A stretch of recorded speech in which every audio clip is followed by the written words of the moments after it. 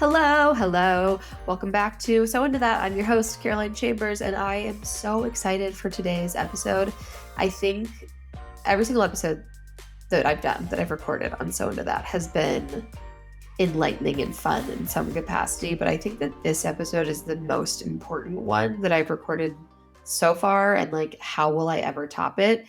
Eve Rodsky is our guest today, and Eve is the founder and creator of the Fair Play method. And the Fair Play method is a method of dividing the household labor in your home.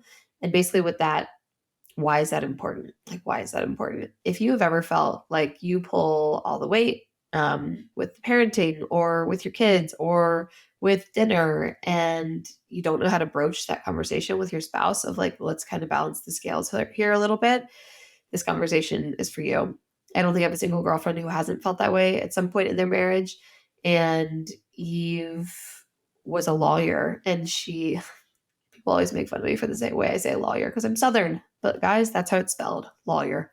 Eve is a lawyer, aka a lawyer. And after she had kids, she just found this really huge imbalance in her marriage. And suddenly she was miserable. And she was like, this isn't who I am. This isn't who my husband is. What is going on here? And she basically sat down. You'll hear how it came to play, but she's created this method that's helped hundreds of thousands of people across the world to rebalance the home. And it's not just about okay, you do the laundry, I do the dishes. It's not just about that. It's also about finding space to reclaim your right to be interesting. So I think a lot of moms, a lot of my friends feel like doing anything for themselves is selfish. Oh, I can't go play tennis. I should be with the kids. I can't go play tennis. I would have to get a babysitter. Eve's method allows people to rebalance priorities and rebalance the actual labor of the home in a way that allows us to live more interesting and better and more fulfilled lives. I truly think this is the most important thing that anybody who is co-parenting especially, but even just living with a partner, can hear right now. George and I did the Fair Play cards that you guys will hear about in a second several months ago, and it's radicalized the way that we parent together, our marriage. I am such a huge proponent. I literally tell everyone I know about it. I know I've talked about it on the podcast several times. You guys have heard about her. And I finally just messaged Eve, the creator, and was like, Eve, wait, I talk about the Fair Play method all the time on my podcast. Can you just come tell everyone about it? I mean it straight from your mouth. And she was like, absolutely. This is what I do. This is important. She's fabulous. She's so fun. She's my new favorite person. And I truly think that she is changing lives. So I'm so excited. Without further ado, let's get straight into it because this is a long one. I basically asked Eve to sum up her Fair Play book, Fair Play deck of cards that you'll hear about, Fair Play documentary. She has another book called Unicorn Space. And then she has another deck of cards that she's launching, but hasn't yet, but shares with us at the end of this episode called Find Your Unicorn Space cards. I basically asked her to sum up 5 things that took her years and years and years to create and have so much information packed into them into, an hour and a half or so that you guys can get the gist. You can listen to this on your way to drop off. You can listen to this while you're cooking dinner and understand that there is a better way to be managing household tasks and to make you feel like you are appreciated and your spouse is appreciated. And there's just more equality in the home. She's fabulous. Here's Eve Rodsky. Eve Rodsky. Hi. Welcome Good to meet to So you Into That. in real life. I'm Yes. so happy to meet you. I was just telling you before we started recording that I have had the most nervous anticipation for recording with you, even though I know you're so cool and fabulous and shouldn't make me nervous. But because the content that lives in your brain and that you've now put into your books, The documentary. Yes. Documentary, Yes. thank you. Yes. The Fair Play deck. It is so important to convey the information to my listeners that you have put out into the world. So for anyone who does not know who you are, can you tell us a little bit about you and what Fair Play means? Thank you. I'm Yes. just so happy you're here. Everybody you. listen up. This is about to be a really good hour. And let's just say that I think a lot of people get mad at me because I don't put a trigger warning in front of a lot of what I say. And actually Great. it becomes very the stuff that we're going to talk about is can be dark to go light, not in a typical trigger warning way, but I think it hits so viscerally at some of the things that we've been conditioned and taught. So I just want to tell you that. I'm so happy to be here. So thank you. And I love what you've built. And I want you to continue to do that. So I'm really happy to be here. My name is Eve Rodsky. I wrote a book called Fair Play and another follow-up book called Find Your Unicorn Space. And we have a documentary, as you said, that has the same name. And really what I've become is what I call an expert on the gender division of labor. Yep. And and Caro, no one puts that on their like third grade. What do you want to be when you grow up board? Let's just say that, right? On the gender division of labor. I think it said like veterinarian or astronaut. Actually, in law school, I distinctly remember Elizabeth Warren. She was our professor before she went to the Senate. And she asked us, what do you want to do with your law degree? Yeah. And legit, I said, I was going to be president of the United States. I was going to be a senator from New York. And I was going to still maintain a job as a Nick City dancer. Fucking fabulous. And that's really what I thought I was going to do, right? Yep. Because you can... Were you a Nick City dancer when you were going through law school? I wasn't, but I tried out. Okay, this is your unicorn space. I did.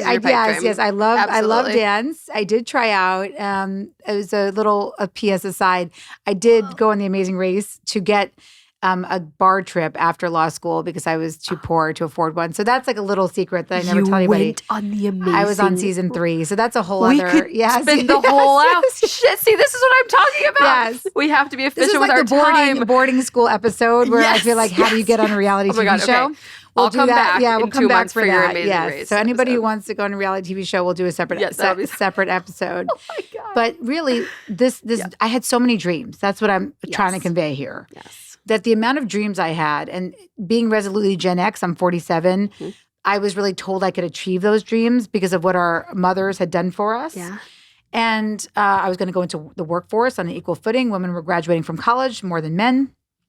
And so I was really excited about these dreams. And so I thought I'd be smashing all these glass ceilings. And of course, like we said, like why can't you fly Air Force One into Madison Square Garden and do your 12:30 game dance and then change for a state dinner in the plane back, and then still legislate for New York on the side. I mean, again, just like bursting with excitement to start my career and my life.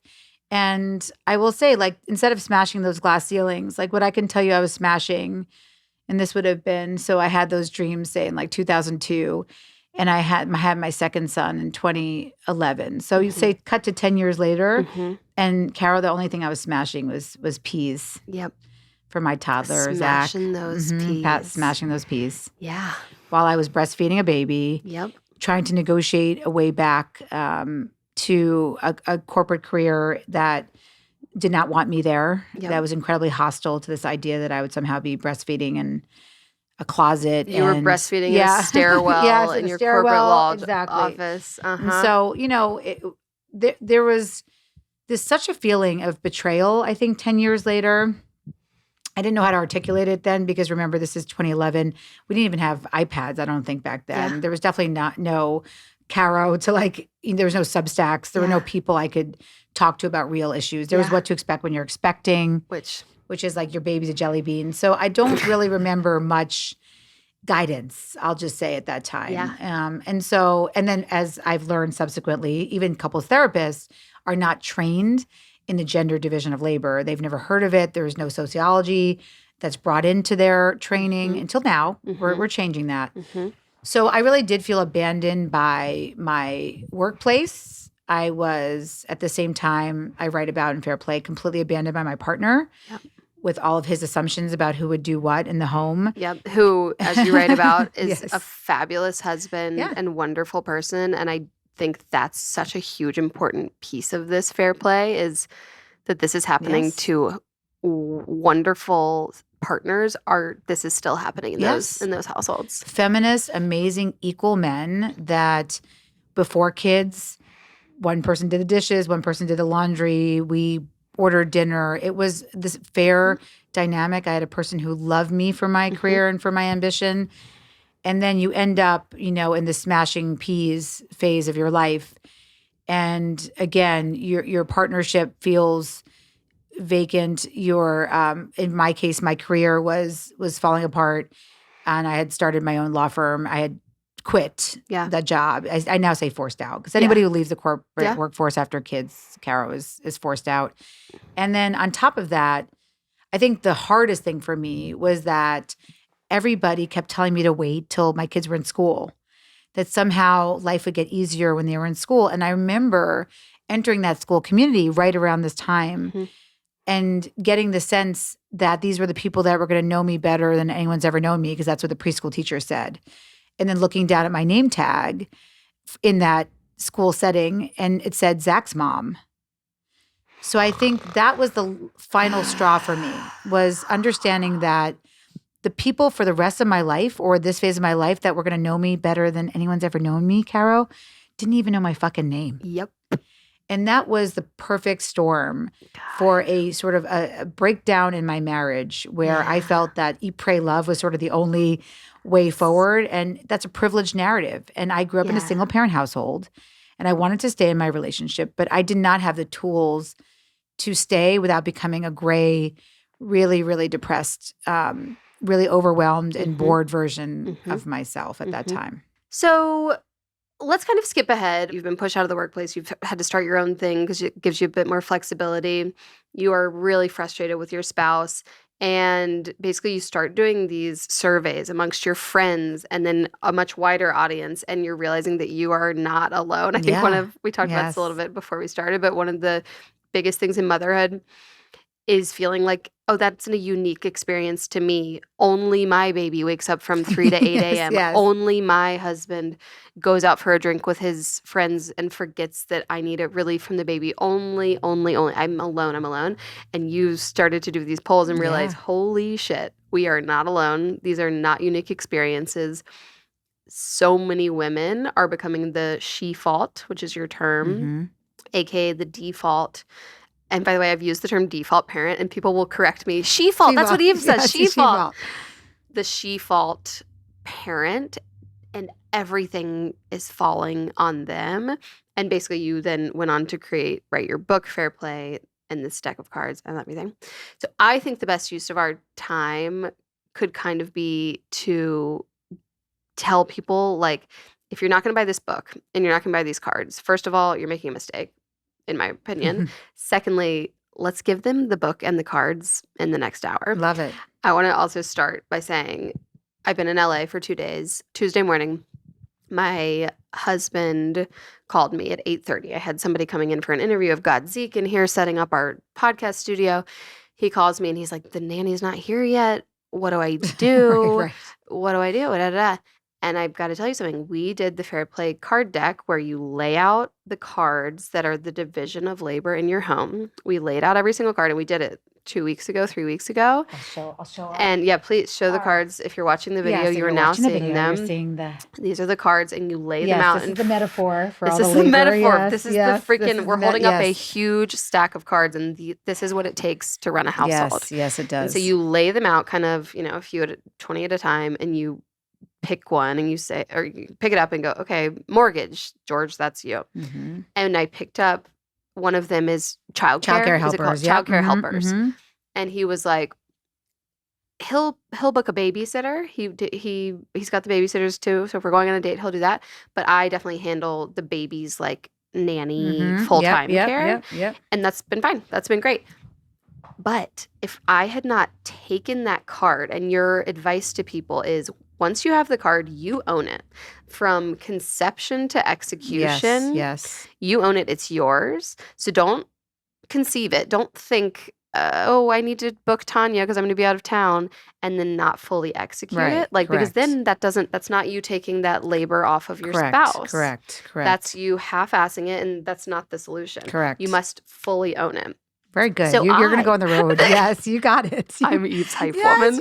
I literally am your hype woman. Got it. I talk about you literally got everyone. It. Yes, that's the system, guys. Would you actually mind leaving? I've got it. Oh my God.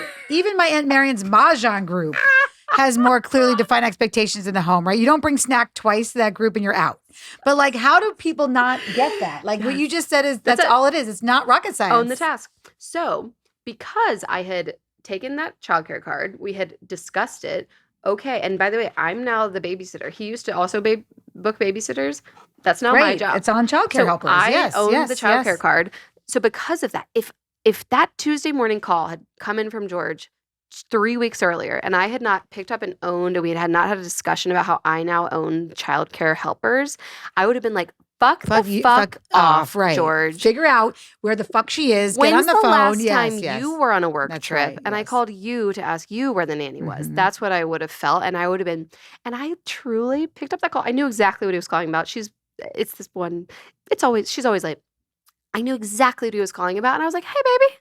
I was fucking elated. Hey, how are the boys? Okay, let me give her a call. Let me see. Yep. Paused what I was doing because that is my responsibility. And it felt so good. So this is why you are here, to share this with my people, because that is the most important thing that has ever happened in my marriage. This is your clear role. This is my clear role. Even taxes, like we fight about taxes every single year. And yes, I am my own business owner. I'm going to have to do my part to unfuck the fucking mess I've made. But he now is like, okay, I own taxes. Like, yes, you have to do kind of you have to get your shit in order. Right, your shit in order, But once you hand it to me, I will handle the rest, and it is done. Oh my God, I love it. So that is, I wanted to give that By the way, I would absolutely take childcare helpers for someone to take over all of the taxes. yes. Oh, I was like, what else can I take? Yes, I'll take exactly, this entire deck if you'll take I'm like having like PTSD because also as a business owner that it's very, very complicated out there. I post about it on Instagram. 1099, K1s. It's just it's so complicated. Yes. Everyone was like, "No, I don't fight with." I did like a poll. Do you fight with your spouse about taxes? It was a majority yes. It was like 80% yes. The 20% no. I was like, "Who are you?" They're employed and they're employed. Absolutely. I was like, they're getting their stuff just taken out of their accounts. I mean, mine is nasty. Yes, I know. Nasty. It is a bad world out there for self-employment. But again, that could be a whole other podcast. It sure could. Yes, because also blessed. And most women are more women are self-employed. And it's completely penalized. We're penalized for being self-employed. There's so many other problems that the tax system really penalizes for people who are not married. So any of you out there is uncoupled or is choosing to be in a partnership where there's not a marriage attached to it, we're biased against people who are not married. So there's a lot of tax. If you follow me on Instagram or you have ever seen me at the park or absolutely anywhere, you've seen me with Scout bars in my hands or talking about Scout bars. SKOUT organic bars. They are my kids' favorite snack for like 2 years running. If you're a mom or a dad, you know that kids, the second they start to like a snack, they're like, get me more of those, mommy, please. And you're like, sure. Go to Costco, you get the huge pack. And then bam, the next day they don't like them anymore. And you've just got bars out the wazoo that they don't like anymore and won't touch. That has never happened with Scout. I've been a subscriber to Scout for over 2 years and my kids devour them. Every single one of them. The baby all the way up to the 5-year-old. They're obsessed with these bars. My big kids definitely prefer the ones that are like cookie or brownie based. They just have adorable packaging. They're all 7 ingredients or less, all organic ingredients that you've heard of, whole foods like dates and other fruits and nuts. They're delicious. Even I love them. Try them out with my code CARO, which will get you anywhere from 20 to 30% off discount depending on the day. They kind of run different, promotions with that code. Try them out. Scout Organic. All right. So you're the expert. Where should we start? If people want to, again, I've talked about you and Fair Play on my Instagram, on my podcast a million times. One of the first questions that I get, and so this could be a good place to start, is how would I ever bring this up to my husband? Yep.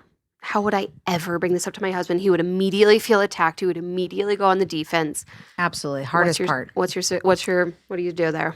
Well, okay. So let's go directly to the solution. So we understand the problem. I think anybody who's listening either has a friend or it's themselves or they've seen a family member be aggrieved with the statistic that I was undeniably living when I had that breakdown in my life around those 3 spheres of the school, of Seth, and my workplace. And the statistic I was undeniably living, Caro, just for people who have not heard these things before, and they're like, what are they talking about? They're way farther ahead than I am. Yes. Whoops. Is that women shoulder 2/3 or more of what it takes to run a home and family. They do that in every country. There's no country where men take on more unpaid labor than women. And we know it's a gender issue and not a monetary issue because as women earn more economic power, they hold more unpaid labor. And I'm holding up the cards again. What the heck? Right. So the reason why fair play has become a movement is because I think actually when I started this in 2012, people laughed at me because they were like, what's the problem? The women are earning a lot more money, so this will automatically disappear. Within 10 years, this issue will disappear.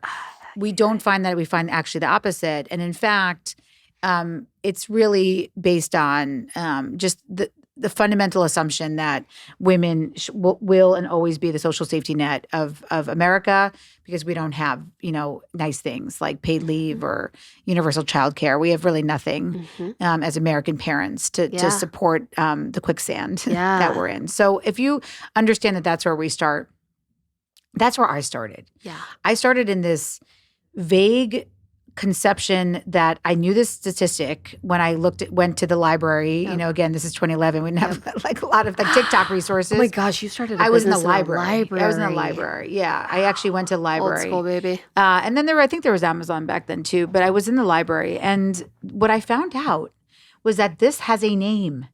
It's actually same shit, different decade, right? So it turns out that what we're talking about has been called the second shift. It's been called emotional labor. It's been called the mental load. The second shift is good. Yeah. But my term that I love the most was actually a term coined in 1986 by a sociologist named Arlene Kaplan Daniels. And the article I read changed my life.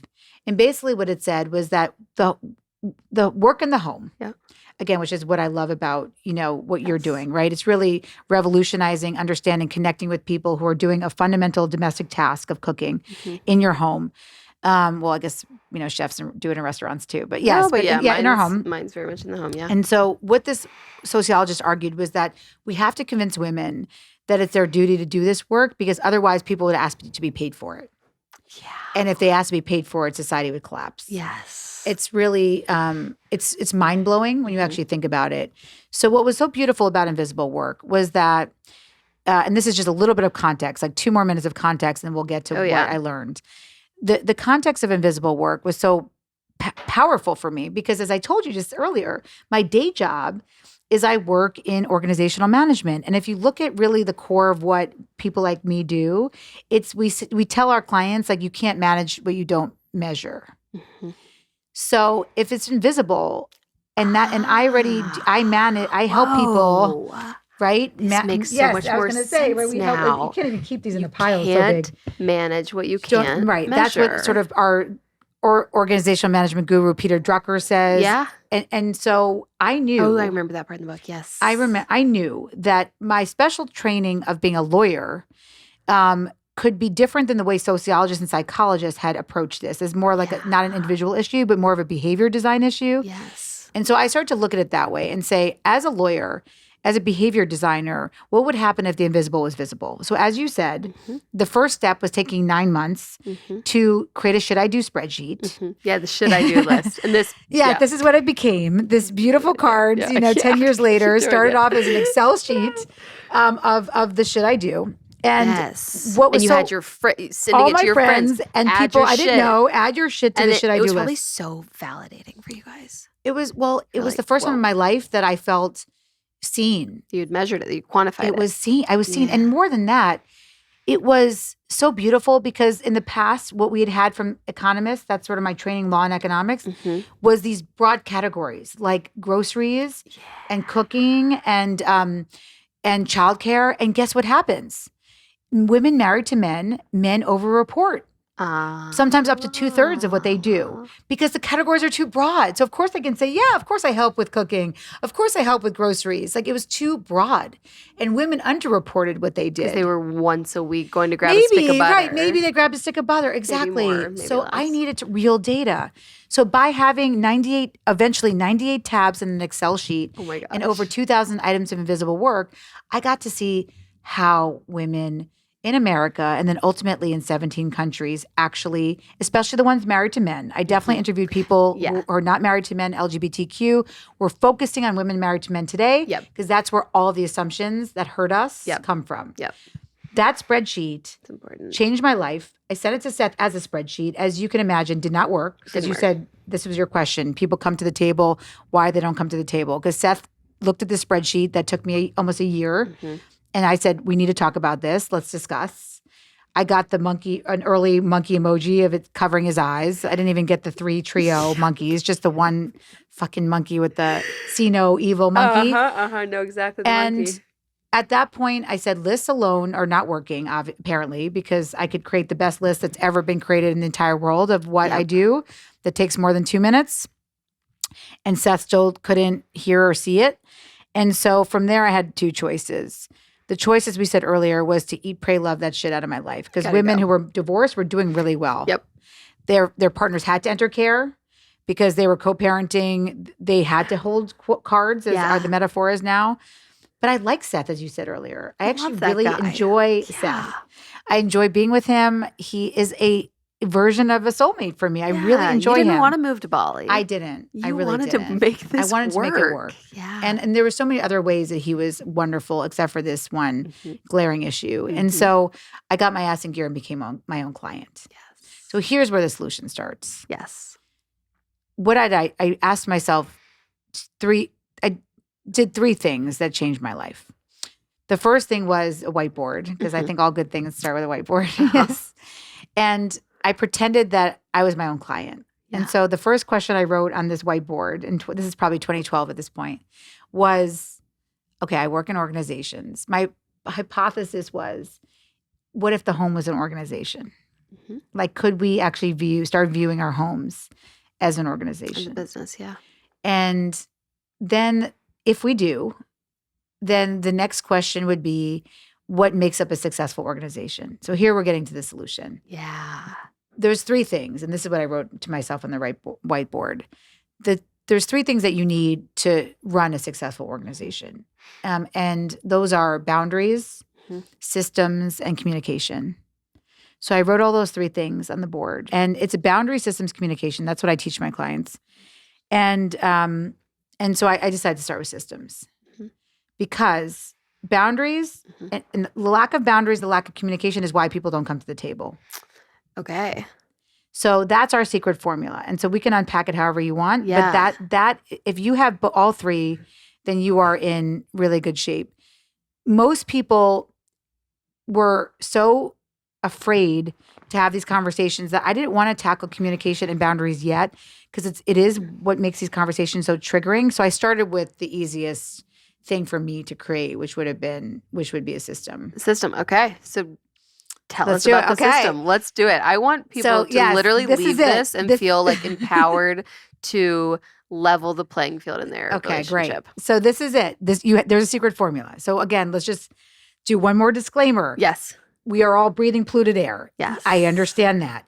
But we still can take agency in our own life while we're waiting for paid leave, while we're waiting for better state policies, while we're getting our access to reproductive rights back. You get that I get just wait, it's going to happen? Yes, I do. I am perturbed by that. Yeah. I have the fortune of having 170 or so women in my inbox like at all times.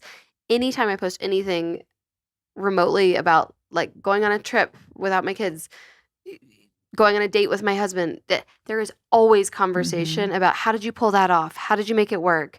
Did your husband book the sitter? Like, is your husband okay when you're on your trip?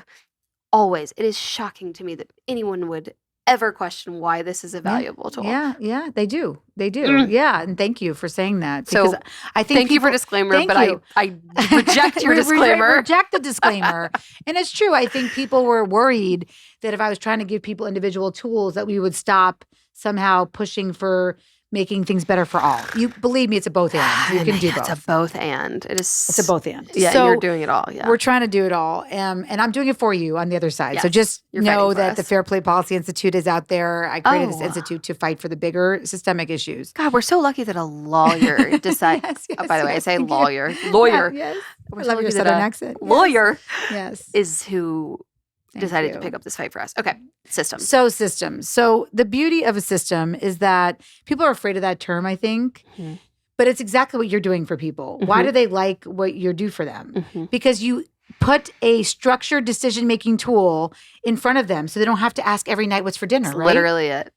I'm So taking it off the table that's for right. you. Yeah. I mean, why do people? So what you do for people is a system. Okay. I think what people are afraid of is that term. So let's just understand that what a system is moving from assumptions, aka one woman said to me, fair play taught her that she didn't have a magical vagina that whispered in her ear what her husband's mother wants for Christmas. That's my favorite line from an email ever. So good. So I was like, I'm printing this out, Just lady. because I'm a woman. Right. No magical vaginas. No magical vagina that gets all the gifts. No magical vaginas. So if you don't believe that there's magical vaginas that know what to whisper in your ear, what to make for dinner, then instead what you're going to be looking for is tools that will make your life easier. That's all a system is. Yes. So that's why you and I intersect really well. Yes.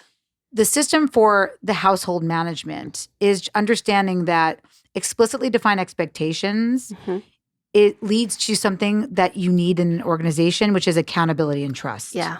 So I started to think about what could I design to give people the things that they're most worried about, which is if I handed over tasks to my partner, they would drop the ball or it wouldn't work or they would put knives in my car seat. One chef actually legit had knives in the car seats, right? So the system became a question that the second question. So what is it, the home as an organization? That was the first question. Boundary systems communication was sort of my second hypothesis question. The third question that broke open the entire system that I think changed people's lives, and Caro did such a beautiful job summarizing earlier, was that ultimately to get that data so men wouldn't overreport, I started to ask people in 16 countries, how does mustard get in your refrigerator?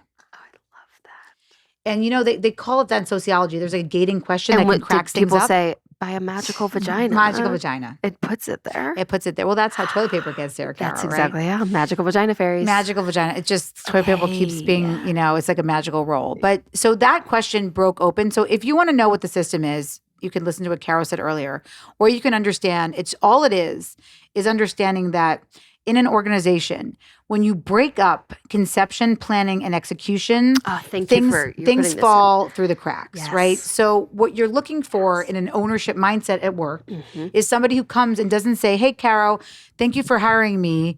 What should I be doing today? I'm just going to wait here all day till you tell me what to do. Own it. Right? You want someone who comes in and says, these are the things I'm owning today. Is this the priorities you want me to have? That is a partner in your work, even if you're a subordinate, not a helper. Let me just put that into my, yes, please. Where I am in life terms. So many of my friends will be like, it's more exhausting to tell Tommy how to take the kids to school, to explain to him how to do it. It's more exhausting to have to do all that. So I'm just going to leave, you know, at noon on Friday instead of leaving at 8 a.m. when the rest of you leave. It's so, it's too hard to explain, you know, how to book the doctor's appointments. So I just do it all. That's such a common thing. They can't even like pass off the task because their spouse is asking. Stop asking me how to do that. Have you ever had an employee and all they did was ask you how to do? Stop. Don't ask. Literally, they last a day. Like, right? We are all, parenting is just like a big game of experimenting and making shit up. Yes. We're making it up too. So like, you make it up now, spouse. Okay. No, but that's exactly right. And we'll talk about, I want to talk, really get back to that point because that really hits boundaries. Okay. And it's a really big one. And it's a really triggering one. And it's why people aren't coming to the table because of that frustration. I should just do it myself because it's easier than telling him or they what to do. But what's the core was, before I could even address why people didn't come to the table, one of the most important reasons in 2012 why people weren't coming to the table is because they said to me they didn't know what to ask for. So at least if I could say, I'm just asking for you to take some fucking cards off my plate. Yes. How they got there, we'll talk about why people didn't come to the table. But at least they had the thing to ask for. Yep. So systems felt important to start with. And then that's all it is. It's having an employee that says, I'm here to own it, not what should I be doing today. Because what you realize is that in any organization, if someone is the one who sees that your second son, Johnny, likes yellow mustard with his protein. Otherwise, he chokes. He won't eat your delicious meal plan unless there's a huge side of mustard. So That's we call that in the project management work world conception. Yeah. We get paid big ideas to ideate what's missing, right? Yeah. Oh, idea. Yellow mustard to the hot dog. Ding, ding, ding. Ding, right. ding, That's a ding. conception issue. Yes. Planning would be to survey with stakeholder buy-in what everybody in your family needs from the grocery list. Mm-hmm. That's the planning phase next. Mm-hmm. The planning phase also includes monitoring the mustard for when it runs low. Yes. So that's conception, that's planning. Yeah. And then even you just saying this is like, holy shit, being the taskmaster, the holder of the card that is groceries is so much more work than we give ourselves credit for. It's so much work. Groceries is actually a big one. We'll talk about the ones that are daily grinds that are actually really important to start with first. So, okay, that's planning. So I was able to remember this data from just asking this question, how does mustard get in your refrigerator? Mm-hmm. The great news was we were able to break the over-reporting bias because I found out that men stepped into execution. Yeah. And they come in to bring, to go to the store with the list for the mustard. What are they squirting the mustard? Bringing fucking spicy Dijon home every time, right? Every time, spicy Dijon. And then, Carol, I couldn't get people to the table because they said, Eve, you want me to have my husband hold the mail card? Or my living will and the estate planning card? The dude can't even bring home the right type of mustard. So it's way easier for me to do it myself, right? And then you realize, oh my God, conception, planning, and execution is broken up here. Yes. We know that's an organizational failure in the workplace that doesn't work. And then if I hold ownership of conception, planning, and execution together, we bring back the two things that an organization is missing. And that is accountability and trust. Yes. And that's it. So that's fair play in a nutshell. It's CPE, conception, planning, and execution. Yes, there's 100 cards.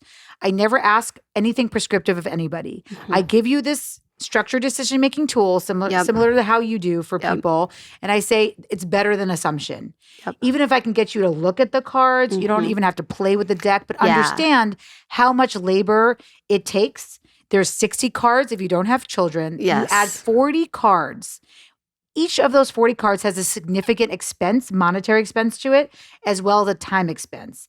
So if you understand that that's what's happening. No, it's not on there. No, it's in all the checklists online have all of these. Oh, there's a lot of extra tools for you, Carol. Okay. And we wanted this to be a movement, so that's why I said nothing is behind a paywall. It's really here. Part of the nonprofit to say, use the tools, access the tools. Of course, you can buy the book and the cards if you want. But everything you really need is online. Yeah. And I mean, even if you were bare minimum. Let's go way bare minimum would be just to listen to this podcast. That's right. And start to understand. I wrote down one thing from the book that I loved. Demanding time equality is something we missed in the women's movement, like the feminist movement. But it starts with women weighing their own time on the same level of importance as their spouses. So one thing that I hear so much from my friends, from people who follow me on Instagram, What to Cook subscribers, is, well, I don't work. Okay, so let's do it. Let's go. So I have to do everything else. Okay, oh my God. Give it to me. This is so hard for me because it's so painful to hear women say that, right? This idea that, well, he makes my life, so I have to do everything else. It's actually the opposite, right? You're making their life because you're taking on all the risk. Yep. If you're the person not working, right, you're holding all the risk. Wow. Because that person has a job that they can leave with, right? So you've shouldered all the risk now by holding and shouldering all the unpaid labor. And not only did you take on all the risk, but you're now taking on mostly your time is going to be hijacked because this is more than a 24-hour job. Yeah. So let's just talk a little bit about that. So the system is easy. It's really not rocket science. Like I said, Aunt Marion's Mahjong group does it. You understood with your partner, like how to manage it. Doesn't, again, it's a practice. This is so important. I feel like everyone listening has probably heard the term fair play. You've heard a friend talk about how they're using it, whatever, and maybe you haven't done it yet. That is really important. This is easy. It takes, I mean, what do you tell people this takes? It took us an hour. An hour. Yeah. It's about an hour. And again, so let's just say the difference between easy and sustainable. It's also easy to walk your park. I maybe did that 3 times this year. I said I was going to do it every day. And I've maybe gotten like 7,000 steps like 3 times this year, right? Yeah. So similar to that. Okay. Fair play is a practice. Yes. Okay. There's going to be times where things are backsliding back to the magical vagina assumptions. Yes. It's okay.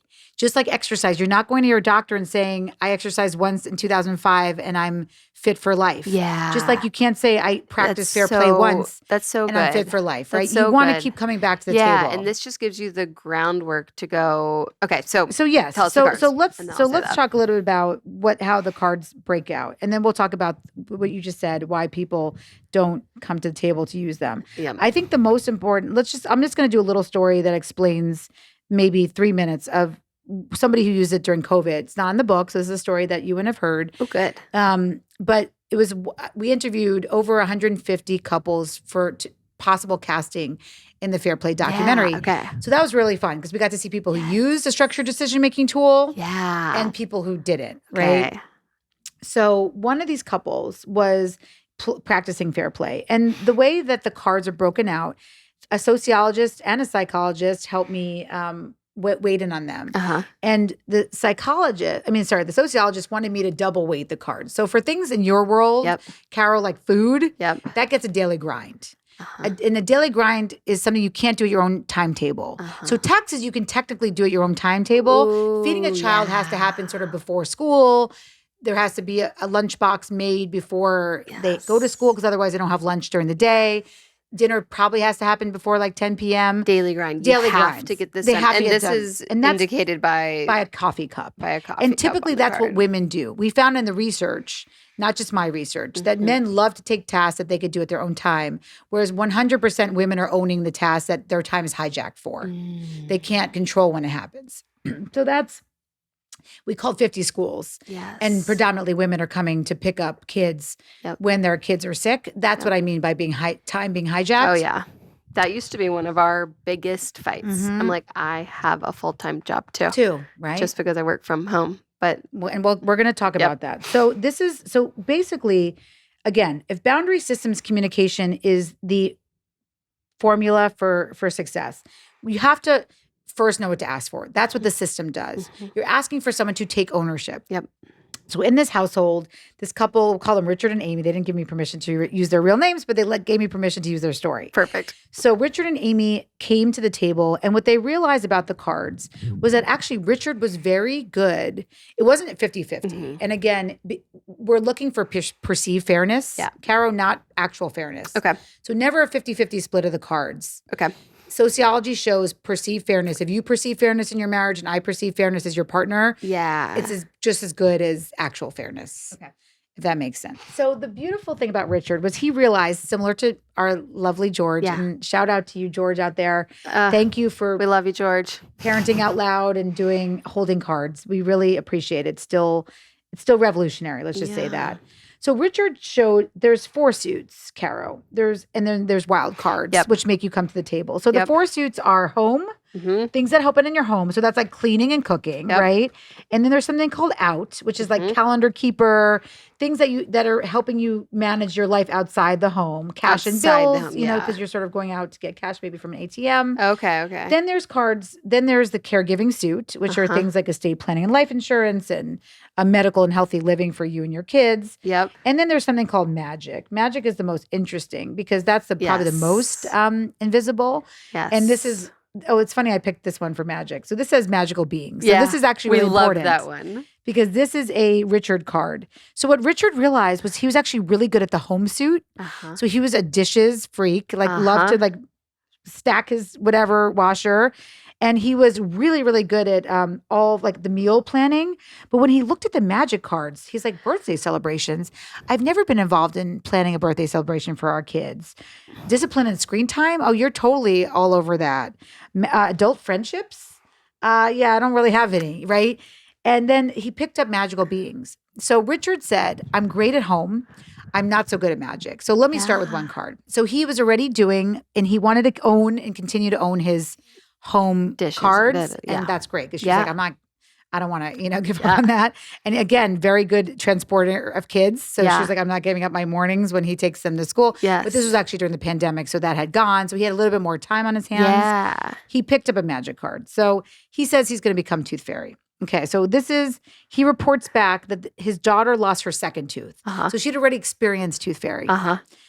The first time he's Tooth Fairy, it doesn't come. Oopsie. It doesn't come, right? So what was so beautiful was all they told me was what life would have been like before Fair Play and after. Yeah. And this is how small we can get. Yes, exactly. This is what I For love. the listeners who are like, I've never heard of this. This is how small I felt the changes could be. And you'll tell me if you experience the same shift and how you're thinking of this couple. So they told me before Fair Play, exactly what you were saying earlier about the childcare helpers. The first thing that would have happened was that Richard would have blamed Amy for not reminding him to put the dollar into the pillow. 100%. And so what that would have done for her is then trigger her verbal assassin to say, you're fucking blaming me. You said you were going to do this. You've ruined our daughter's magic. I'm never going to trust you again.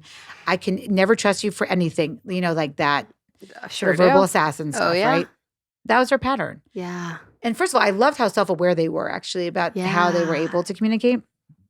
So what happens post Fair Play when in your situation you owned the childcare helper's card or Richard owned the magical beings?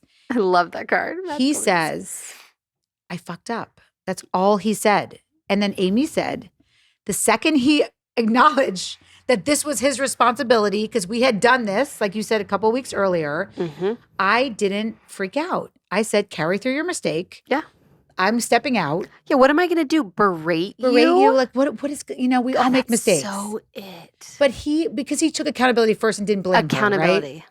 So when you bring accountability back, then guess what happens? Trust comes back. So then she trusted him to do the right thing. I love that story because it shows how small. I have lots of way bigger stories, right? About how women took on Fair Play, men took on cards, and now they're like breaking world records rowing from the Pacific Ocean to Hawaii. Like there's big stories out there of what Fair Play has done for people.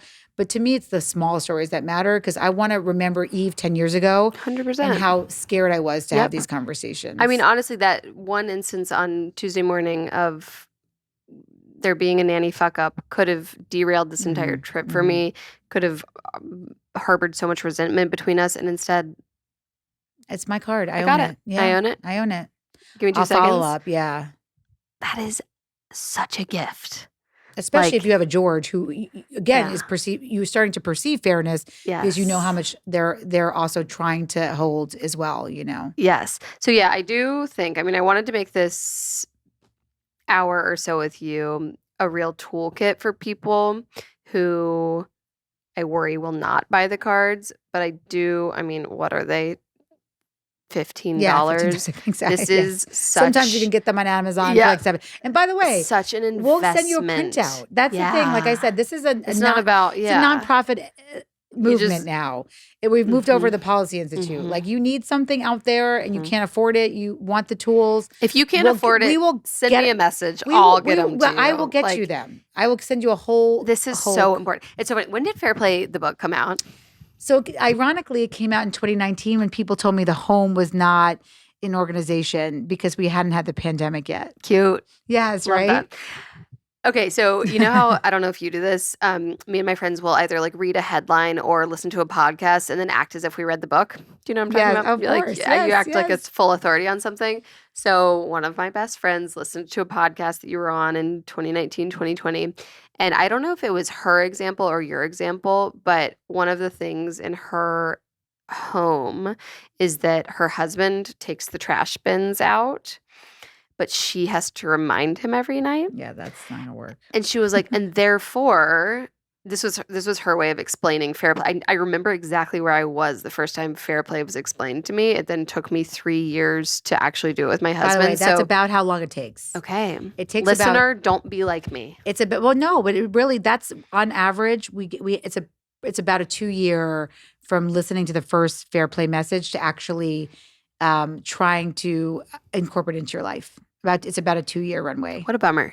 If I had figured this out 2 years ago, 2 kids ago, 1 kid ago, would have been amazing. So, but yeah, like by her having to remind him every single Tuesday night, hey, don't forget the bins go out tonight. That is therefore in her brain, taking up her mental space that she could be using on a creative project, a bit of work, doing something nice for a friend, but it's living in her brain. And now scot-free, out of your brain. Childcare is out of George's brain. The mortgage is out of my brain. Like I used to stress out also from like a sort of feminist women's movement perspective on not knowing what the fuck a mortgage is. And like, I would be like, Yes. I feel stupid. I feel, you know, I should be just as involved as you are in like the home buying process.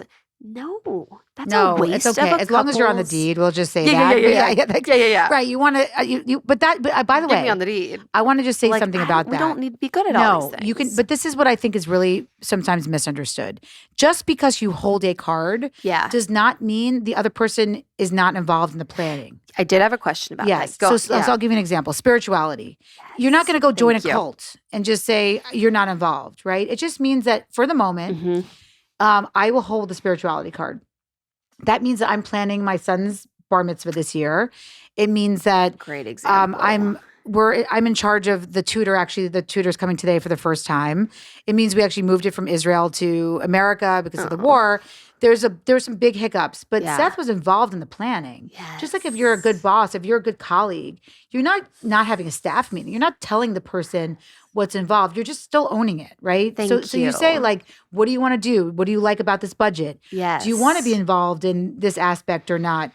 That's how you own something. It doesn't mean you are seating, remind me to put the garbage bins in, but it's saying if there's an issue around it, or hey, I'm magical beings, I'm holding it. Uh-huh. Do you want me to? What is your feeling about it? Should we just give like $5? Because some people down the street are giving But you're 20. Right? And then you're the one who's gonna Remember to do it. You have to execute yeah, it, involve right? me. $5. And then I $20, want to just say the other thing Love is that you can okay. always redeal. So there are Yes. some cards that you shouldn't hold forever. So I will say meals. Most couples are redealing that card with full ownership. So what do I mean by that? So it'll be like I hold the card Monday, Tuesday, Thursday. Okay. You hold the card on, Wednesdays and Sundays. And by redealing, all it means is that the conception, planning, and execution just moves between the two people, right? So it's not like, well, I'll cook for you if you give me a recipe and you have the grocery stock. It says I own dinner.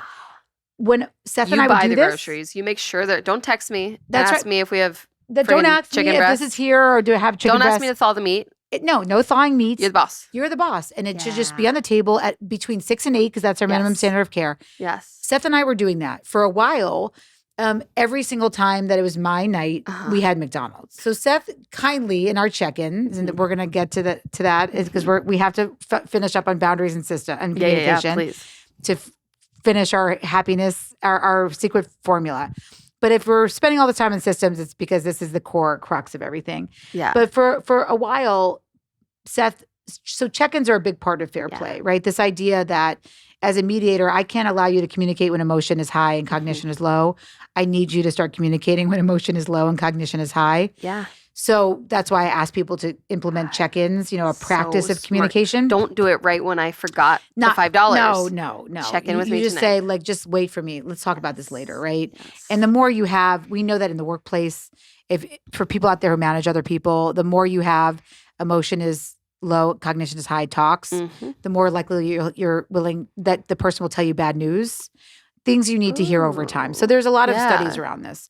So you come to the table, but for a while, so during one of our check-ins, not when he was emotion is high, but he just said to me, like, I just feel like when it's your turn to hold a meal card, like there has to be more repertoire than just McDonald's. And I was like, why? Interesting There's protein in the burgers, and so, and he's like, okay, so what about if we just go with like, maybe not homemade, but like DoorDash, but with a vegetable or a restaurant that has a vegetable. And unfortunately, McDonald's doesn't really have access to a lot of vegetables. I guess potatoes are vegetables. Yeah, potatoes are a vegetable. Right? Sort of. Yeah. You wanted a little variety. Yeah, I guess they're in from the ground, nutritional right? variety, yeah. So, and then he also said to me, like in the mornings, like again, I'm asking for something green, but I don't mean like shamrocks from like Lucky Charms. Like try to like maybe like a smoothie or something. On your goddamn health kick. His health kick. Very, very much. But God, but imagine if somehow he was giving me that feedback, but he wasn't holding. Forget it. Redealing the cards with me. I mean, I would have like thrown this microphone at him. Right? Like you don't appreciate. Right, exactly. That I'm doing this, the best I can do. You don't want to get involved. I can freaking do. Fuck you. Like, don't get involved. And now, he's able to say, if that's the best you can do at the time that you have, let's redeal the cards and let me take something else. And so he actually is pretty much now, And again, we have wonderful childcare helpers. We have his mother is involved. We have a wonderful nanny. And so he's not cooking the meals. Or sometimes he is. But he is now pretty much in charge of meal planning. He's the overseer. He's the conception and planner for whoever. Again, part of fair play is I don't care who executes. Oh, yeah. As long as it's seen with a minimum standard of care and you like the person. Yep. It could be an assistant. It could be a sister. It could be a older son. Yeah. But you're still the person responsible for the actual thing happening, right? It's just not the spouse. So you are responsible. I do for a lot of sure other it's things. executed. He does not like the dentist. He doesn't like doctor stuff. I'm very paranoid. So I hold those cards. Yes. And he's doing more of the meal planning. So that's the system. Can we end on boundaries and communication, yeah, let's please? end on boundaries and communication. But I love hearing how you continue to make it work in your own marriage and relationship. Fun and play. Oh, fun and playing. Yes. Mm-hmm. Okay, so one of mine was that George and I pulled, and he was like, what? How would we ever divide this? Was fun and playing. Mm-hmm. So is one of us, does that kind of mean like one of us is in charge of buying new toys? Because obviously we both want to have fun and play with our kids. Duh, you know that. I know that. Obviously we're not fully dividing that task. How does one own that? I look at that. So some of the cards are more obviously really, really labor. Mm-hmm. So that would be like dishes and meal planning. Like something is created out of that. Yes. Fun and playing is one in the magic suit. And the way I look at that suit is that it's a more conceptual. It's more emotional labor. And so when you see fun and playing, it allows people to say, hey, minimum standard of care. I notice like you're giving me an hour off for the gym, but that the kids for 58 of those minutes have screen time. Mm-hmm. That's totally fine. But then I don't feel like I can use my screen time. That is an exact example that I hear from so many people. And so you're allowed to say, what is our minimum standard of care? Like 30 minutes and 30 minutes. I should have some fun and playing time and connection time, and then you can. God, but if you're giving me the hour off to work out, and then I give you an hour off to work out, and you've already used the 57 minutes of screen time, then I actually have to play with my kids, and that's hard. Yeah, I want a little break. Engaging a kid. Want a little Saturday exactly. break. I want the screen time. Yes. Oh my God. No, George and I have had that exact argument. Yeah. If I get home and the TV's on, I'm kind of like, now I can't use that tool, right? Or you can, but you want to be able to talk about it because it's not fair. And so this gives you like. Literally like every conversation you ever want to have at the home is here. Therapy. Yes, it gives you the right to say things like that, or the right. We always have the right. It gives you the toolkit. Yeah, and by the way, that gets to communication, right? Because I want to just say two things about communication. People said the first thing why they didn't come to the table is they didn't know what to ask for. Mm-hmm. So I designed what they needed to ask for. But then there was another hurdle. The hurdle was my partner won't come to the table because of that verbal assassin, or I'm a nails on the chalkboard, or I've tried this conversation before and it didn't work. Mm-hmm. So I think what I want to reflect on here is this woman I reached out to during COVID who was part of a 27,000 member Facebook group out of the UK that was called The Reasons I Hate My Husband and Kids During COVID. And she posts in this group. She posts in Carol, you'll probably send me whatever you see out there because, people just send me everything they see. So in this Facebook group, this one particular woman posts, if my husband dies during COVID, it will be because of me and not the disease. So I was like, wow, that's a good post. That's funny and provocative. So I reached out to her in DM and I said, I'm a researcher. My book just came out. This was 2020. So right after Fair Play came out. And I said, I'd love to talk to you about how you communicate about domestic life. So she wrote back, thank you so much for reaching out. I want to let you know I don't communicate about domestic life. This is my safe space. Yeah. So let's just pause for a minute and say that legitimately publicly threatening to murder her partner in front of 27,000 strangers felt safer to her than talking to her partner. Yeah. That's how hard it is to get people to the table. Okay, that's the 2-year gap. That's 2-year gap. Yeah. Right? So let's just talk. I just want people to understand. Yeah, so if you're feeling like I could never bring this up to my husband. You will, and you will. Yeah. It just may take some time to reflect on how badly things have gone between us. Because this is a very, very, like as I said earlier, trigger warning type topic that you wouldn't even think so. You're like, oh, it's just garbage and dishes. Like, who cares? No, Yep. this is like our humanity. These are our memories. This is Yes. so much bigger. So finally, so if you're not communicating, if, again, you didn't have a system in place, ultimately that feels so overwhelming, AKA Eve, the president and Nick City dancer who didn't have any of those dreams anymore. Mhm. So what happens is that without a tools, without communication, we start to have to justify this position we're in. It's called CIYOO, or at least that's the annotation I had. And that's complicit in your own oppression. Complicit in your Own own oppression. CIYOO, right? Whoa. So that's ultimately why our boundaries, I said boundaries, Complicit system. in your own oppression. That is real. And that's it. So that's why it's boundary systems communication. Because again, I want to convince you to have the conversations, to own the systems. Because if not, the fact that women's time, which you said earlier in your beautiful quote that you picked, women's time is known, and we start to justify it as I talk about this all the time, as sand. It's infinite, and we start to guard men's time as if it's finite, like diamonds. That's unfortunately the society we've grown up in. We see women's salaries are less than men's. We see that we call breastfeeding free. There's so many examples of when it's 1,800 hours a year, when we devalue women's time. But the 4 ways we ultimately end up devaluing our time is by saying our husband makes more money than us, our job is more flexible, in the time it takes me to tell him, her, they what to do, I should do it myself, or I'm a better multitasker and somehow I'm wired differently for care. And then my favorite is we're both colorectal surgeons. You can't make this stuff up. But my partner's better at focusing on one task at a time, and I can find the time.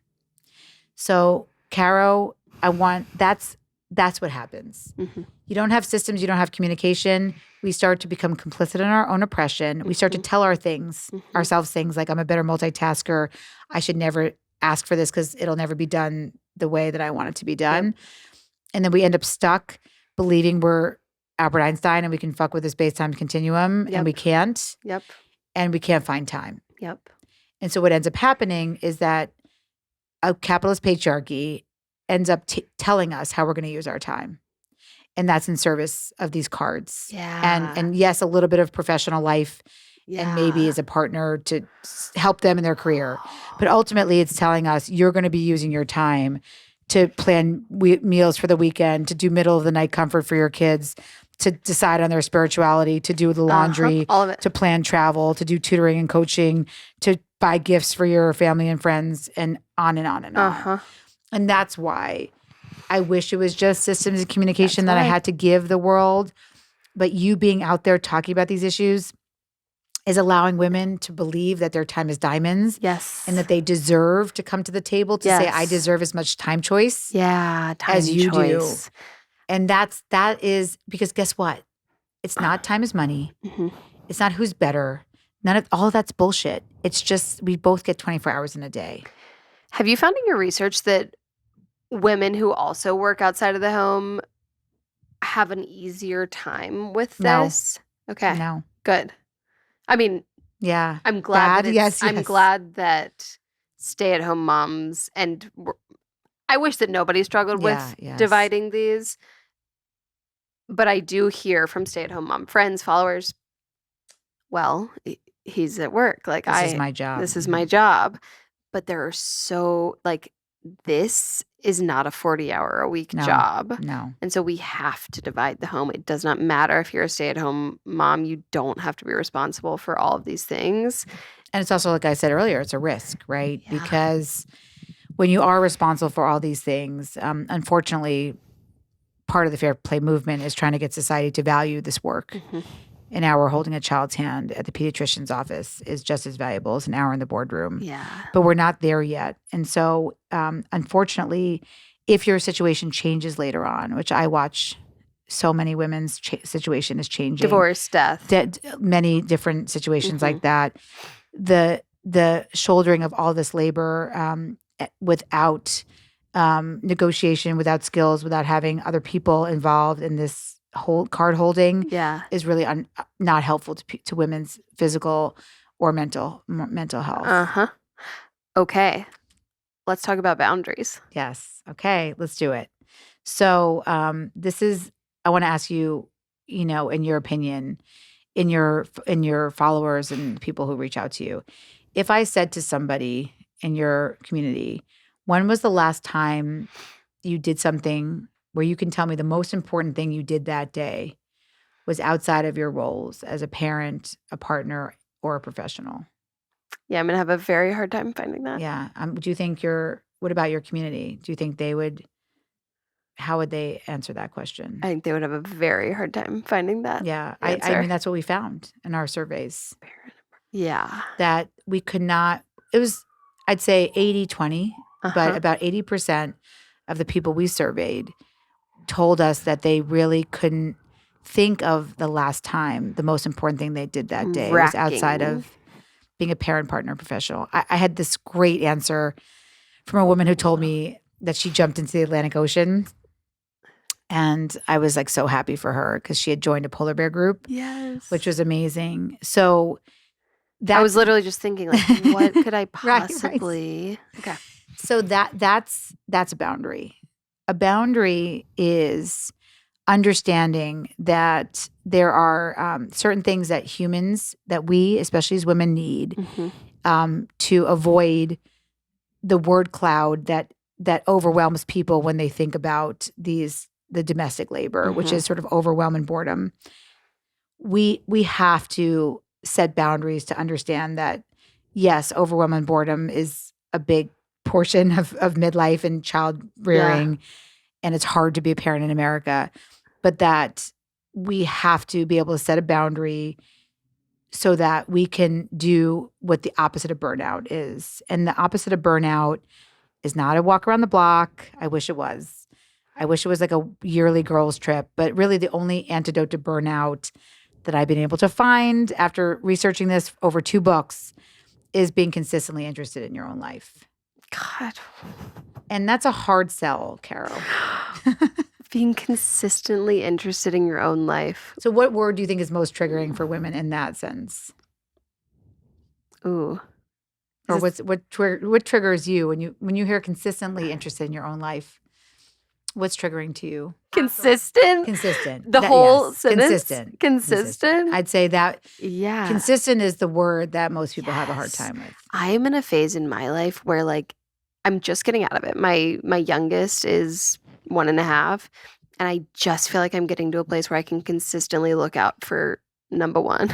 Okay, quick editor's note here. When I say number one, I'm talking about myself, number one, not my first child, which is incredibly confusing because I was talking about my children. So I'm not talking about Mattis, my number one child. I'm talking about myself, looking out for number one. Okay, back to the podcast. And by the way, the way you were telling me earlier about all your projects that you're doing, I felt interested in your life.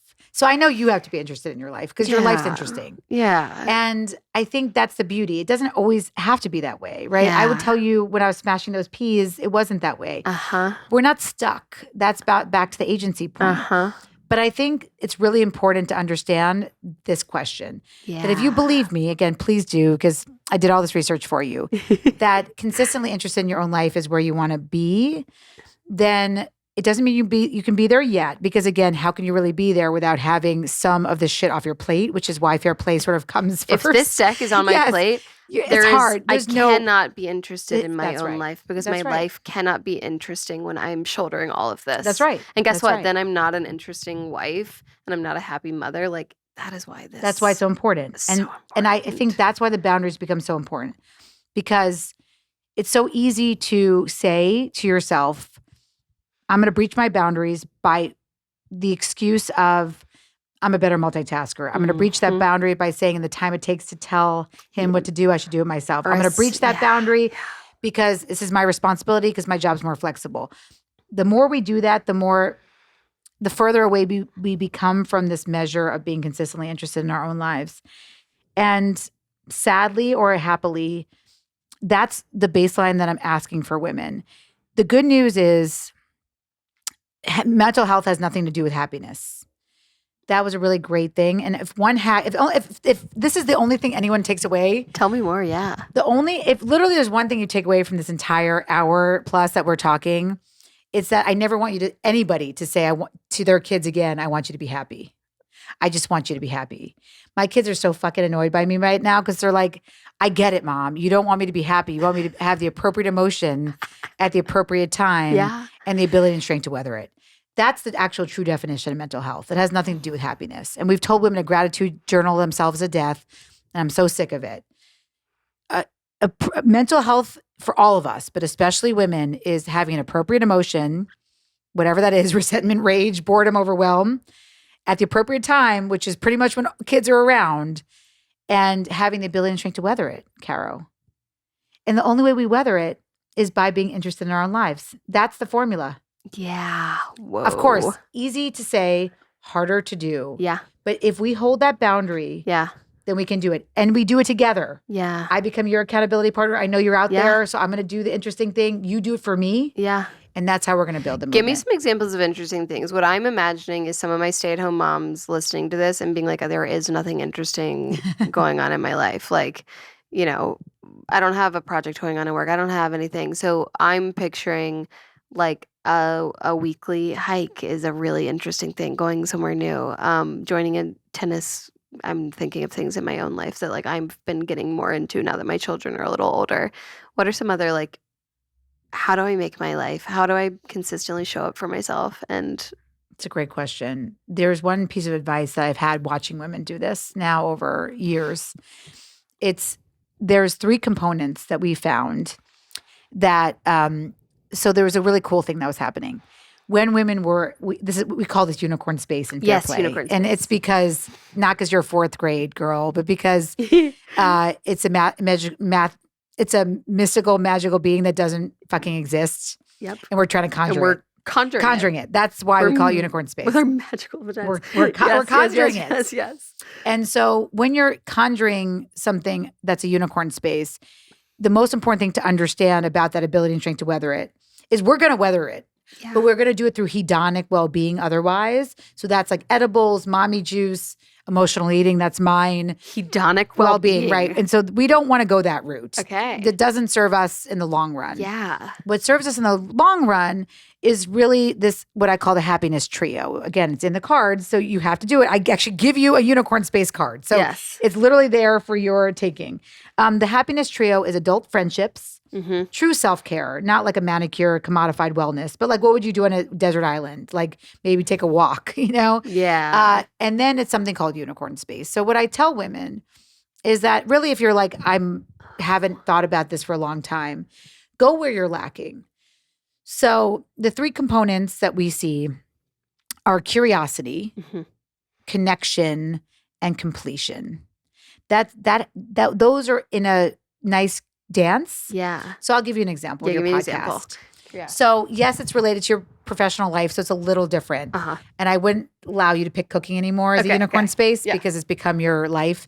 But starting this podcast, it's a unicorn space. Yeah. Because you have curiosity. You get to decide who you want to reach out to. And thank you for choosing me as one of your episodes. Yes.